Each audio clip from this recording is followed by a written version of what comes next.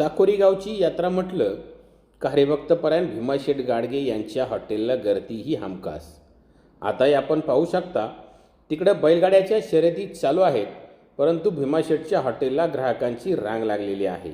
या हॉटेलची खासियत या ठिकाणी जिलेबी, भजी, भेळ, गोडीशेव व या ठिकाणी येऊन खाणाऱ्या लोकांचीही खूप गर्दी असते. आतमध्ये जर पाहिलं ते 10 ते 15 महिला फक्त कांदा कापण्यासाठी त्या ठिकाणी मजुरीसाठी आलेल्या असतात.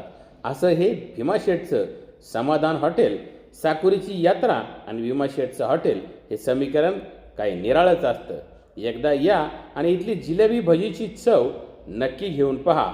साकोरी यात्रा आणि भीमाशेठचं समाधान हॉटेल साकोरी.